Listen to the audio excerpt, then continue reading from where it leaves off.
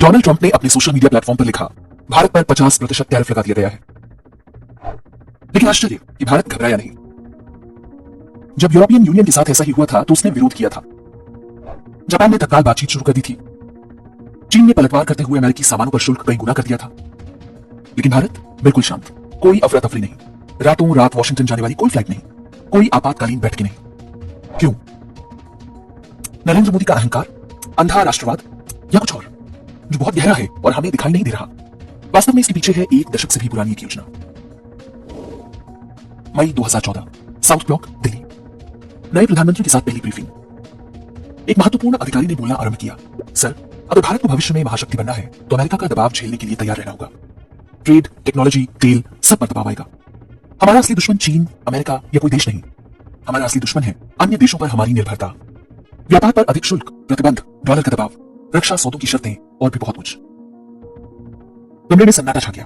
प्रधानमंत्री ने पूछा, हल क्या है? उत्तर मिला, अगले कुछ वर्षों तक किसी भी जोखिम से दूरी बनाना होगा, चुपचाप अपना दबदबा बनाना होगा, अमेरिकी विरोध नहीं बल्कि भारत पक्षीय नीति अपनाना होगा, खाड़ी देशों और अफ्रीका से रिश्ता मजबूत करना होगा, साथ साथ में बैकअप सिस्टम बनाना होगा, अपने आसपास के समुद्री क्षेत्रों पर नियंत्रण मजबूत करना होगा। हम विश्व का सबसे बड़ा बाजार है, अपनी जनसंख्या को कमजोरी नहीं बल्कि शक्ति की तरह प्रयोग करना होगा।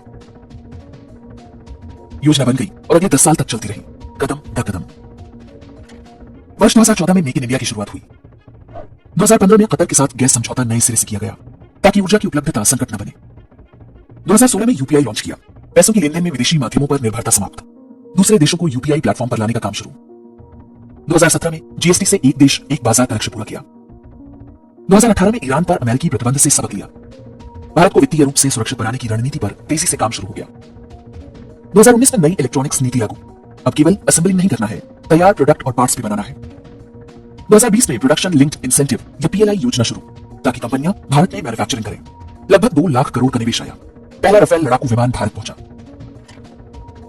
2021 में स्ट्रेटेजिक पेट्रोलियम रिजर्व्स का विस्तार शुरू हुआ। कोविड के लॉकडाउन में जब कच्चे तेल का दाम जमीन पर आ गया, भारत भर भर के सस्ता तेल खरीद रहा था, उसे देश भर में धरती के नीचे बने गुप्त भंडारों में जमा कर रहा था ताकि किसी संकट काल में कोई तेल बंद करने की धमकी न दे पाए। 2022 में भारत का पहला विमान वाहक पोत आईएनएस विक्रांत समुद्र में उतरा।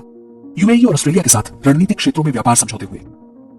2023 में यूपीआई और पे नाउ लिंक हुआ, रुपए में अंतरराष्ट्रीय व्यापार को बढ़ावा मिलने लगा। 2024 में अग्नि 5 मिसाइल का सफल परीक्षण, पूरा चीन भारत की पहुंच में आ चुका था। एक ऐसा देसी प्रक्षेपास्त्र जो किसी भी देश